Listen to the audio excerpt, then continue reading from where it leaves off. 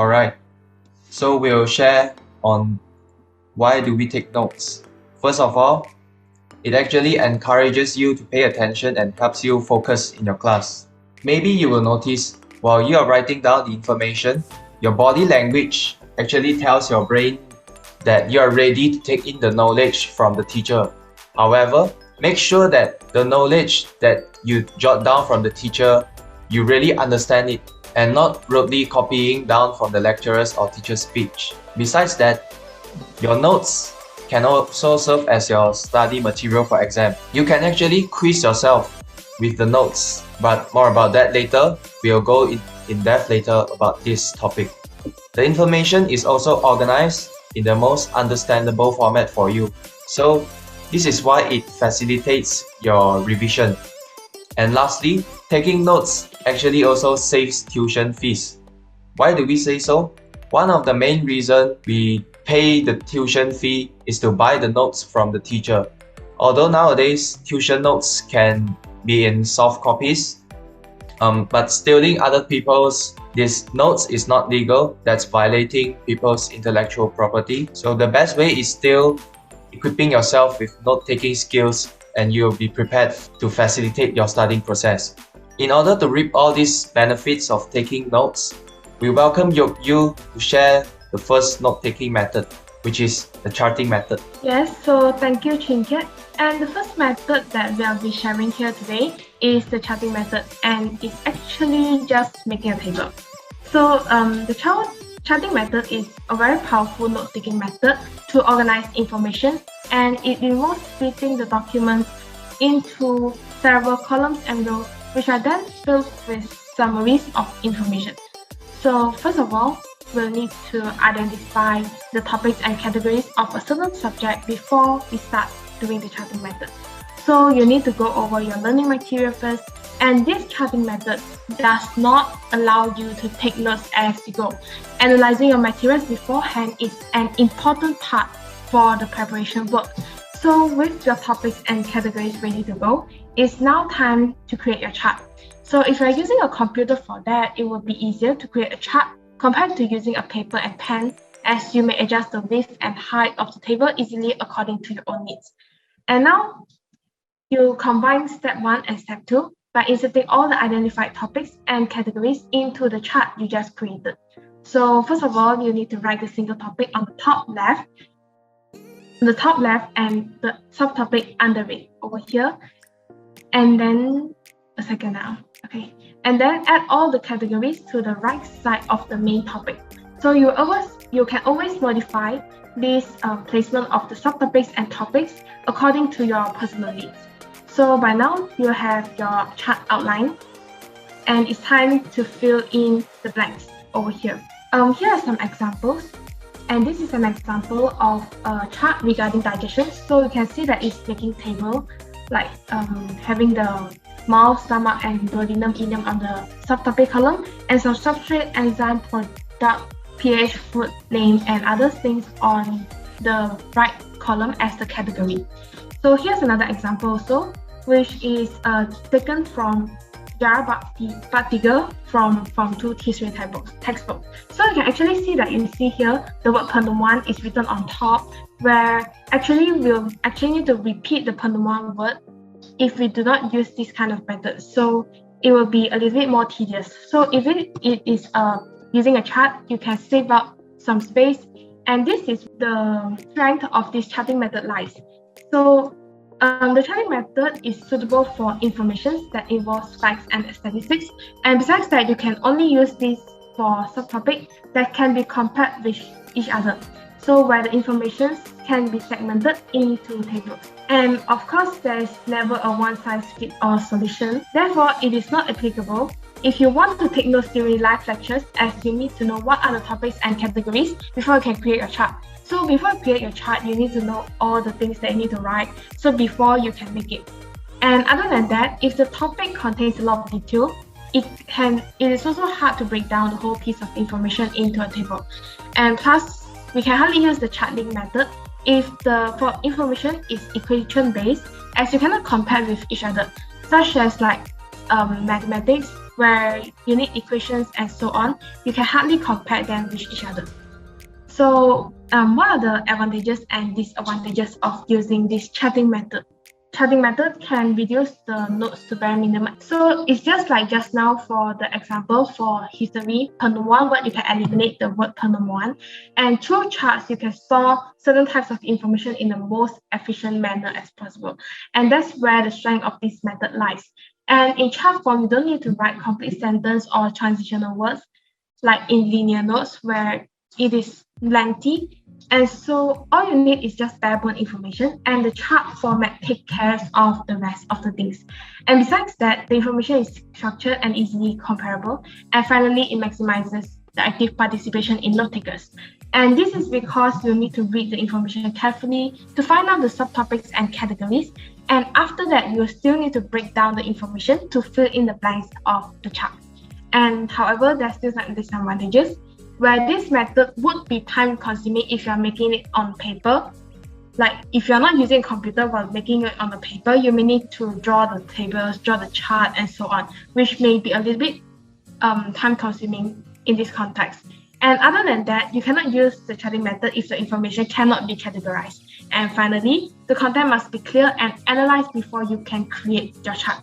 So there's a quote that says that productivity boils down into 2 steps. That is to identify the essentials and then eliminate the rest. And I believe that this is what the chatting method does. And so here's an extra tip. And remember to keep an extra column behind for additional information and relevant information. And coming on next, we welcome Chinket to continue on for the next note-taking method. So thank you, Yu, and congratulations guys on determining the 5 possible suspects. Now, to further narrow down the possibilities, we need another note-taking method, which is the Cornell method. So actually, this Cornell method has no relationship with corn, but it's named after the university, which is Cornell University, currently ranking the 21st among all universities according to the QS World Ranking. And this Cornell method is a system for taking, organizing, and reviewing the notes. More about this later. And as shown in this diagram, you can see that on the top left is the Q column, and on the top right is the note column, or you may call it note-taking column. And on the bottom is the summary column. So each of them has its own specific function. And generally speaking, the Cornell method consists of 4 steps. The first step is to take note of the teacher's explanation during the class, and the second and the 4th step will be done after the class. So the first step is done in the class, and the second to the 4th step is done after the class, which are reviewing the notes, summarizing the notes, and finally quizzing yourself frequently so that you are more prepared for the exam. Let's look into the first step, which is taking notes during the class. So to do this, you are required to draw 2 lines to divide the paper into 3 columns according to the ratio as shown in the diagram roughly. Then write the title and date at the top of the note-taking column. So you can see that the yellow colored column is the note-taking column, and you are required to write the title on top of it. And at this stage, only the note-taking column will be used. While teacher is giving the lecture, you should include the following information, which is the first one, information from the board, which includes diagrams, problems, and solution. And then if you do not have enough time to jot down information because your teacher may speak quite quickly, you may request the teacher's slide politely from them, and that will save you a lot of work. And secondly, you should also include the verbal examples such as the questions asked by the teachers, and you should attach the questions with standard answer, because any special comments by the teacher actually will show up in the exam. Every teacher also hopes the student to do well in the exam. So here's the example of notes for guttation in plants, and you can see that there are 4 bullet points, which are 4 categories of information to describe the guttation. Actually, this guttation is a process that occurs in a plant in biology. So first one, the definition is the secretion of water droplets. And then you can see that the second one, the details can be further divided into 3 sections. For example, when does it occur, and what happens to the water which is the properties of water, and then where does it occur. So you can insert another process to compare. So in this case, transpiration will be used for comparison. For example, guttation occurs when the root pressure is high, and the ROT actually stands for rate of transpiration. So one of the techniques here is to use abbreviation to save spaces on your notes, and that also speed up your reading process, as ROT, you know that it stands for rate of transpiration. Instead of reading the whole rate of transpiration, the word, you can read other word that can give you additional information. Oppositely, transpiration occurs on windy and hot days. And then as I mentioned earlier, you can use acronyms to shorten long phrases, therefore save spaces and speed up your information absorption process. And same goes to the properties of water and where does this process occurs in. So I will not go into detail about the third and the fourth point. Maybe you can have a screenshot, and we'll continue with the second step, which is reviewing the notes. So in the second step, we'll be using the Q column as shown in the diagram, the yellow part. In this Q column, you should write down the keywords and brief phrases based on the information written under the note-taking column and develop potential questions. What does it mean by this is that the note-taking column actually is like your textbook, but in a more understandable and more manageable format. And then Q column is like the more summarized version of your note-taking column, but its purpose is to let you remember. Like, it gives you a keyword, and then when you see that keyword, you will think of the whole information. So this will be the quiz for you to use before exam. And as you can see, next slide, the Q column is actually derived from the note-taking column, and we extract the keyword, which are definition, and when refers to the time, and then the in, the properties. The in refers to places, and different refers to comparison. So as you can see, there are questions developed in the Q column. The first one, definition of guttation, and the second one, when do guttation occurs. The third one, properties of water released from the guttation, and guttation occurs in where. How is guttation different from transpiration? So as you can see, the potential questions are actually developed from these keywords, and it will act as a quiz. Then moving on to the third step, we will need to prepare a summary in our own words, which we will use the bottom column called the summary column. And you should actually include diagrams and illustrations, equations, problems, or solutions, as well as words. It's actually a more summary version of the note-taking column. And to do this, it actually consumes quite a lot of brain power, as it aids in critical thinking about the subject's matter. So let's look into the example. The goal is to connect the information succinctly into only a few sentences. So here there are two ways plant excrete water. The guttation is the secretion of water droplets. So this part is the definition. Okay, and then we say rich in mineral. Rich in mineral, these three words refers to the properties of water. Then true hydrothotes in herbaceous plants. This refers to the location.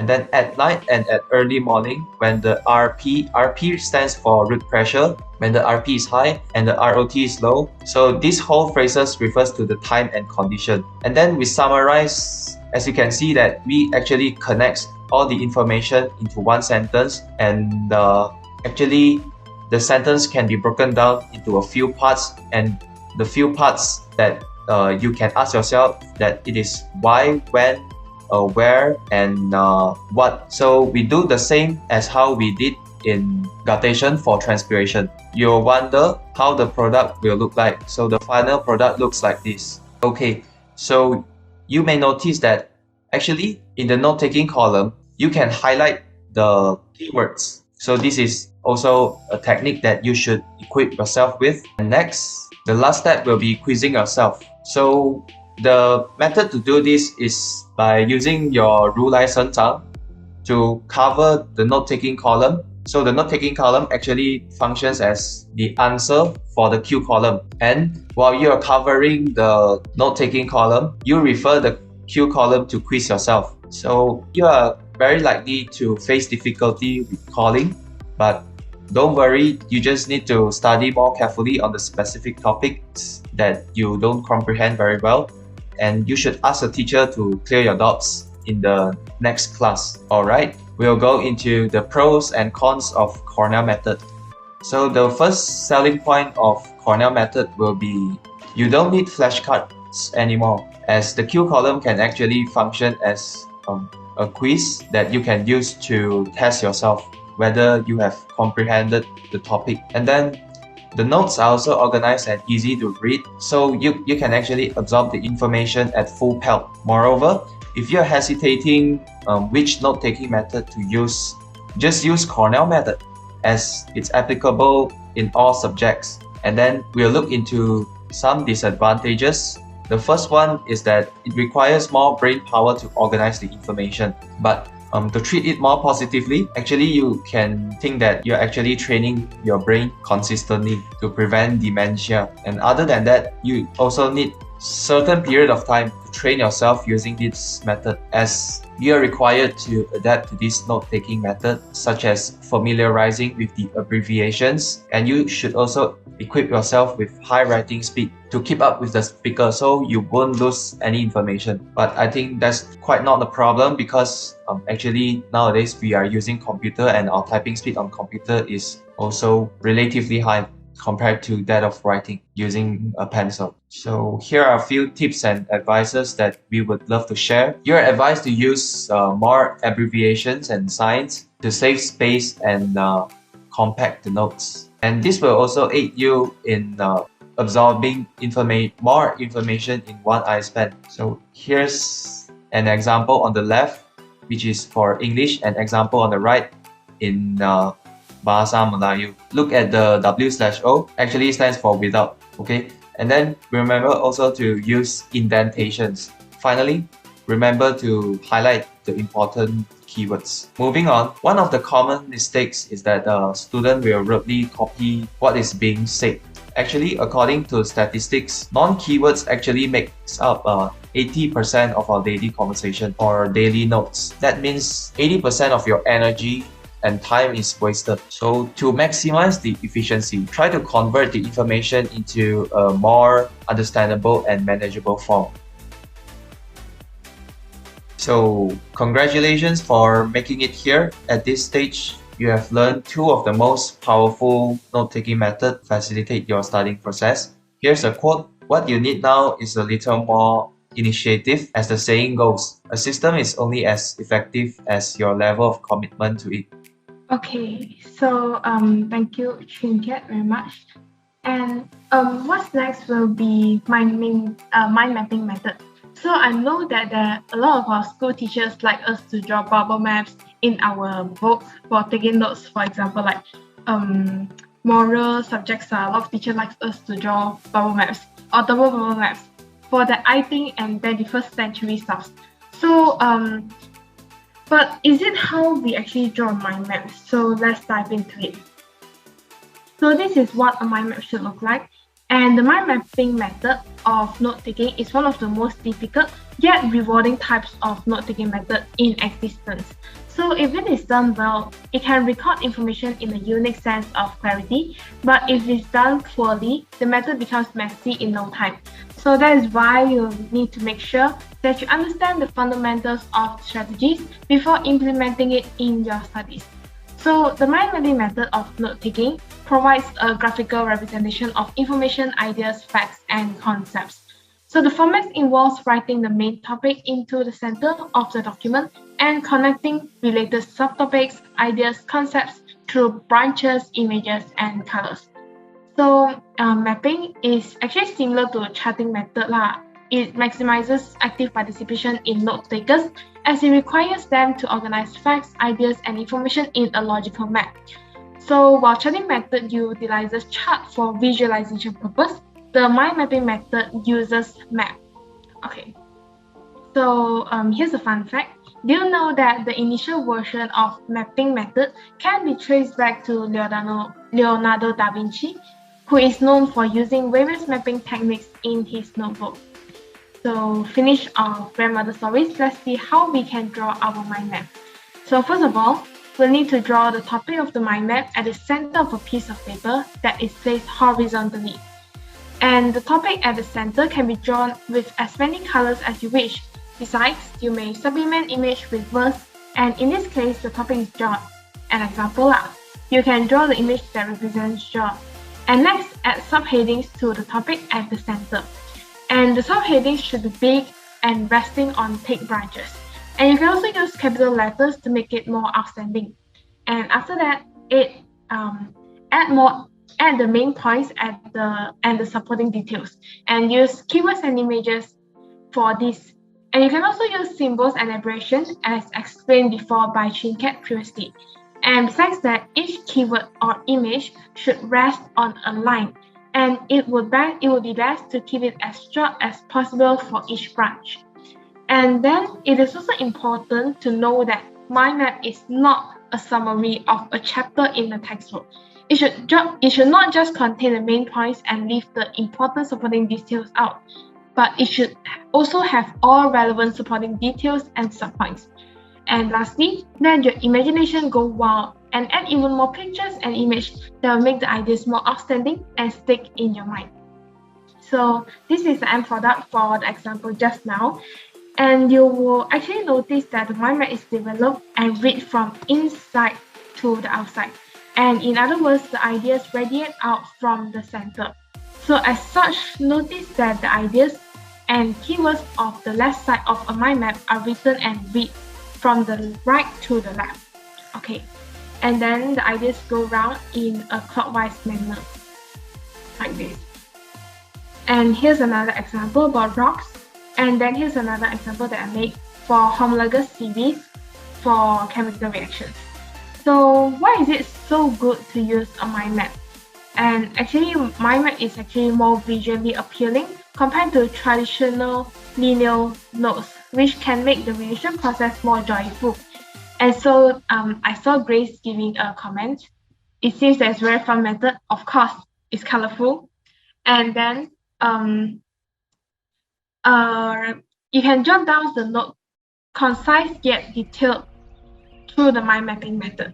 So on the other hand, we may run out of space when we draw a mind map on paper when there's a lot of information. And other than that, it can be confusing if the information is wrongly placed when you are taking notes. So there's this sentence written in the book called Mind Mapping by Tony Buzan. Mind maps are combined with two kinds of factors, namely external, which is the source of information, and internal, which is the brain activities. Alright, and here we have a quick recap. Today we learned 3 note-taking methods. First one, charting method. Second, Cornell. Third one, mind mapping method. And an easy way to remember 3 of these methods would be E equals to mc squared. So M actually stands for mind mapping, and the first C stands for charting method, and then the second C stands for Cornell method. So when these 3 methods they are used together, it will give you efficiency, which stands for E. Alright, so this is the QR code to our website.